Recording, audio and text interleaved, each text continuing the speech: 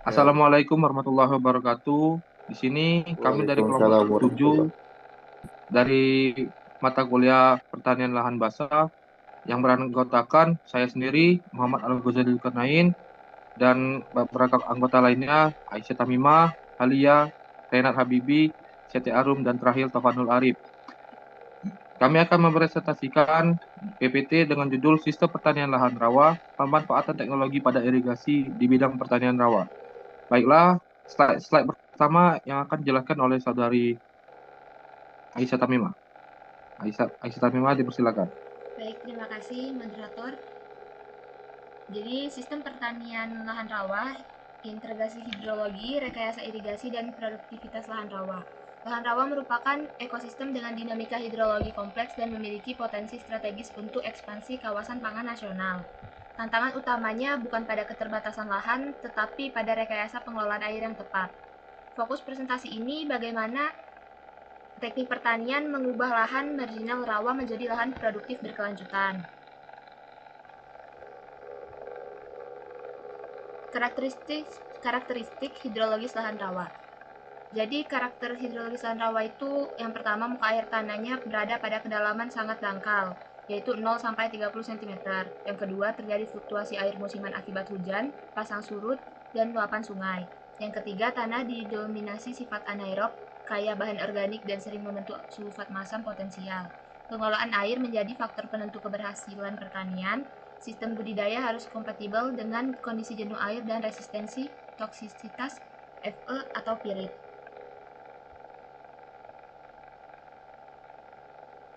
Baiklah, selanjutnya akan dilanjutkan oleh saudara Tafanul Arif.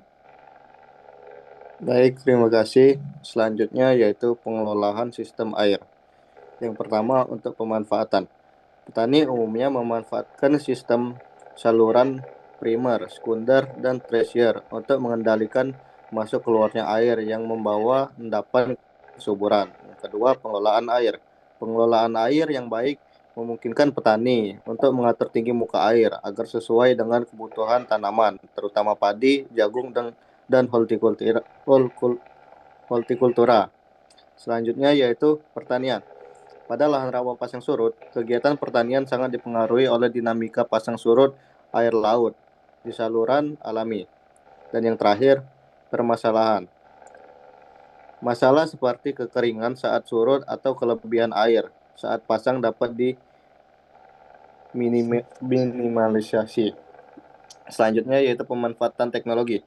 Teknologi irigasi pada pertanian rawa menjadi solusi penting untuk meningkatkan efisiensi pengelolaan air. Teknologi ini meliputi pembangunan pintu-pintu air, box culvert, pompa air, hingga sistem irigasi pompa modern yang dapat mengalirkan air dari saluran ke petak sawah secara terkendali. Pompa air. Penggunaan pompa air sangat membantu, terutama pada musim kemarau ketika permukaan air tanah menurun, sehingga kebutuhan air tanaman tetap terpenuhi. Selanjutnya, teknologi irigasi. Teknologi irigasi gravitasi juga dimanfaatkan di wilayah yang memiliki elevasi berbeda untuk memudahkan aliran air tanpa penggunaan energi tambahan. Selanjutnya pada bagian teknologi dan inovasi akan dilanjutkan oleh saudari Setia Arum. Saudara Setia Arum dipersilakan. Teknologi dan inovasi merupakan pemanfaatan dan peningkatan pada inovasi yang terkini dapat menyebabkan penggunaan air menjadi lebih hemat dan resiko keracunan besi serta penurunan produktivitas akibat kelebihan air bisa ditekan dengan lebih efektif. Teknologi yang pertama ditemukan bahwa penerapan smart irigasi yaitu teknologi sensor, pelembapan tanah, dan otomatisasi pompa untuk menentukan kapan irigasi diperlukan. Selanjutnya ada teknologi kedua, yaitu sensor tersebut dapat mendeteksi kondisi jenuh atau keringnya tanah lalu mengirim sinyal ke perangkat kontrol untuk mengaktifkan dan menghentikan aliran air. Selanjutnya ada reklamasi dan rehabilitasi irigasi. Pembangunan tanggul, pintu air, dan saluran primer sekunder Drainase terkendali, menjaga keseimbangan air tanah, partisipasi petani, kunci keberlanjutan sistem irigasi tersebut. Selanjutnya akan dijelaskan oleh Saudari Halia. Kepada Halia dipersilakan.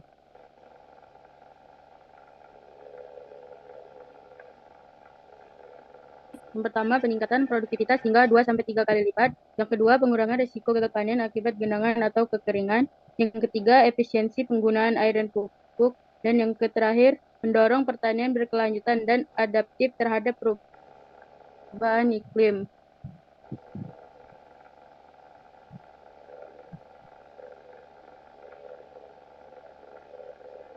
Studi kasus Banyuasin Sumsel yang berjudul Optimalisasi Rawa Pasang Surut melalui Sistem Irigasi dan Drainase. Kolaborasi antara pemerintah, akademisi, dan petani. Yang tiga, hasil peningkatan indeks pertanaman dan pendapatan petani. Baiklah, yang terakhir akan dijelaskan oleh Saudara Renat.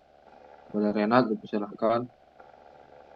Baiklah, kesimpulannya adalah lahan rawa berpotensi besar jika dikelola dengan teknologi yang tepat.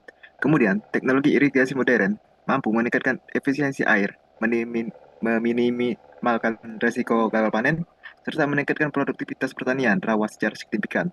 Kemudian, pendekatan sistematik pengelolaan terpadu turut memperkuat ketahanan sistem pertanian lahan rawa secara terhadap perubahan iklim. Dan yang terakhir adalah reklamasi dan rehabilitasi menjadi komponen kunci. Namun, keberhasilan jangka panjang juga sangat berpengaruh pada keterlibatan aktif petani. Baiklah, itu tadi presentasi dari kelompok kami. Jika ada salah kata kami ucapkan maaf. Saya akhiri. Wassalamualaikum warahmatullahi wabarakatuh.